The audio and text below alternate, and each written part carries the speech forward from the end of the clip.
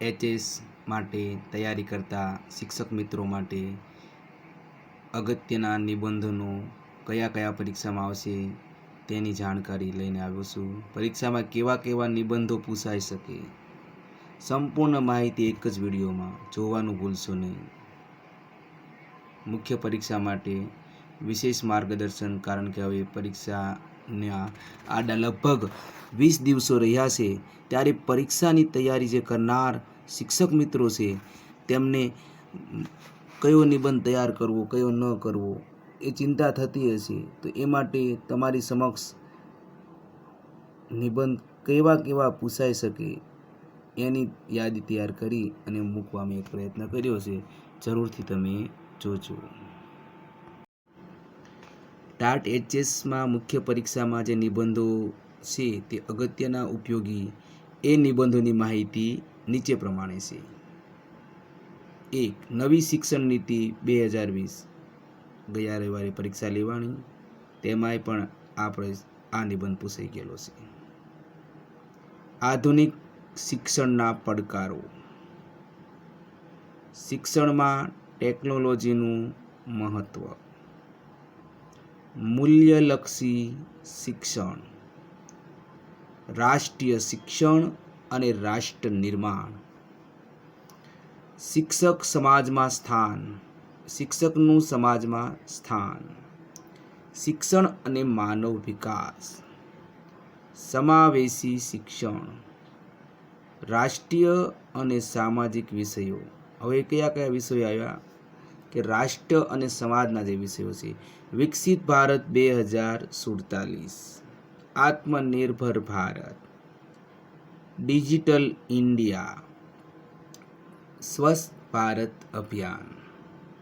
મહિલા સશક્તિકરણ. બેટી બચાવો બેટી ભણાવો.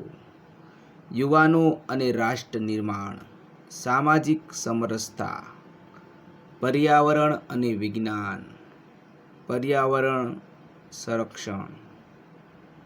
વૈશ્વિકતા જોઈએ તાપમાન માટે તો જળ સંરક્ષણ, વૃક્ષોનું મહત્ત્વ, નવીનીકરણીય ઉર્જા, વિજ્ઞાન અને માનવ જીવન, સાંસ્કૃતિક અને આધ્યાત્મિક વિષયો પરના જોઈએ તો શ્રીમદ ભગવદ્ ગીતા અને શિક્ષણ એ પૂછાઈ શકે એવો છે. ભારતીય સંસ્કૃતિનું મહત્ત્વ, મહાત્મા ગાંધીના વિચારો, સ્વામી વિવેકાનંદ અને યુવા શક્તિ, યોગનું મહત્ત્વ એ પૂછાઈ ગયો છે 2023માં. વર્તમાન સમયના વિષયો જોઈએ તો કૃત્રિમ બુદ્ધિ એઆઈ અને શિક્ષણ એ પૂછાઈ શકે એવો છે. સોશિયલ મીડિયાનો પ્રભાવ એ પણ એવો જ છે. સાયબર સુરક્ષા એ પણ એવો જ છે અને એટલે કે પૂછાઈ શકે એવો છે. ઓનલાઈન શિક્ષણ લાભ અને મર્યાદાઓ એ પણ પૂછાઈ શકે એવો છે. કોરોના પછીનું શિક્ષણ.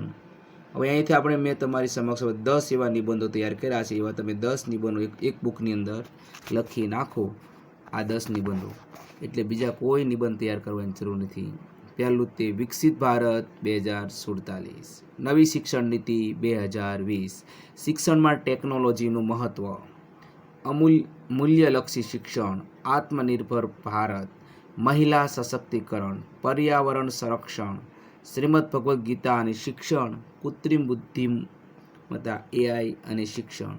તો આ જે 10 નિબંધો આપેલા છે અહીંયા, એ 10 નિબંધો લખી નાખવા. કઈ રીતે લખવા તો કે નિબંધના 3 ભાગો હોય છે. એક તો પ્રારંભ, બીજો મધ્યાહન અને ત્રીજો અંત.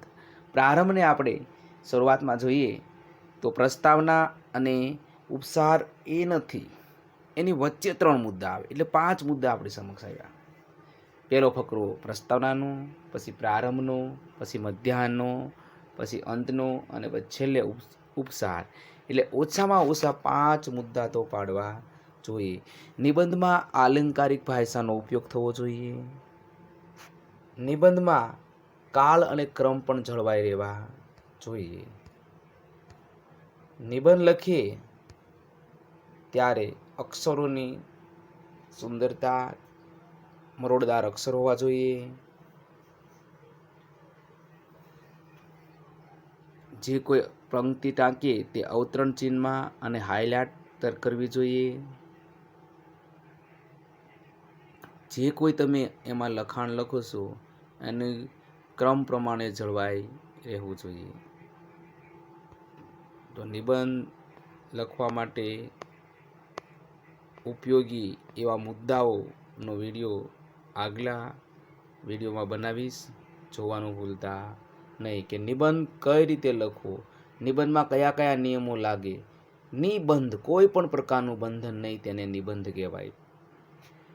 તો એવા નિબંધના અગત્યના મુદ્દાઓ જેથી પૂરા માર્ક મળી શકે એની ચર્ચા આપણે આગલા વિડીયોમાં કરશું.